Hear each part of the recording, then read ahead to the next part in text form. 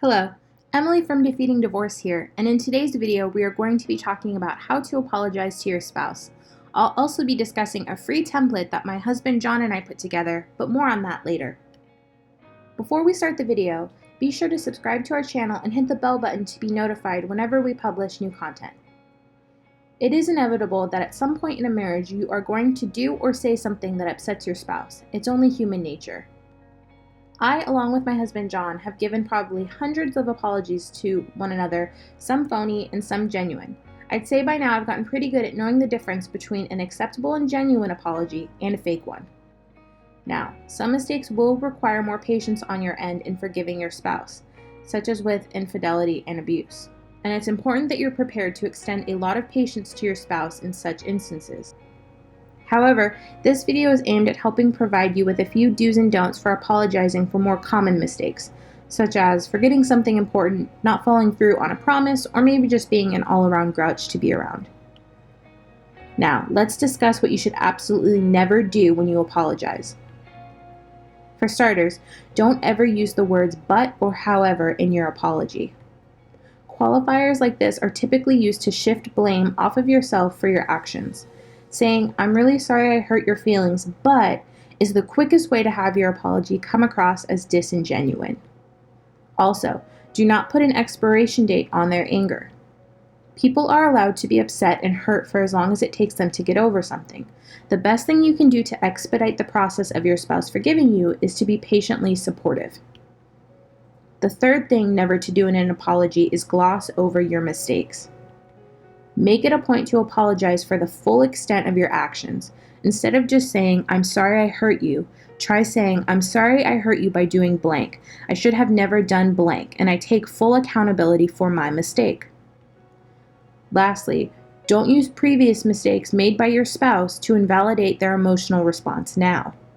Just because your spouse made a similar mistake or did something perhaps worse doesn't make you immune from needing to apologize for your actions. This isn't a competition. You can't compare mistakes, not if you're genuinely sorry anyways. Okay, now that we've gone over a few definite no-nos when apologizing, let's discuss some things you should do. First, try to apologize as soon as you realize you're wrong.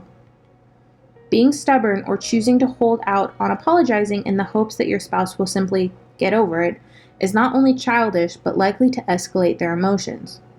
Now, if you're in public and perhaps can't have a private moment, that's one thing. But as soon as you get a chance in the appropriate setting, go for it. My second tip for how to properly apologize is to stay true to yourself and use language you typically use. Even if your attempt is to sound smarter or more genuine, copying the language of others too closely can lead your spouse to think your apology is scripted and phony. Alright, my third tip is to have the right body language. If you're apologizing in person, it is important that your body language matches the words coming out of your mouth. Make eye contact, listen politely to what they have to say, and make sure you're not coming across as aggressive or closed off, such as through actions like having your arms crossed, rolling your eyes, or standing over them. Now, my last tip is to tell them how much they mean to you. Apologizing is great, don't get me wrong. But hearing that your feelings and happiness are important to someone else because they love you may be even better.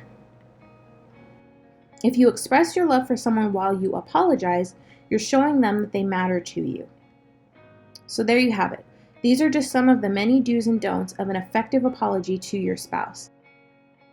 And because I understand firsthand how tricky it can be to apologize to your spouse, my husband John and I have put together a template to help you structure your apology properly, be it written or verbal. This template will expedite the process of putting together the perfect apology without putting words in your mouth and making you seem phony. If you'd like to check out our apology template, simply head over to www.defeatingdivorce.com/apology.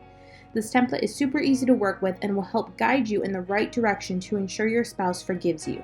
Again, you can access it by typing www.defeatingdivorce.com/apology into your browser URL or by clicking the link in the video description below.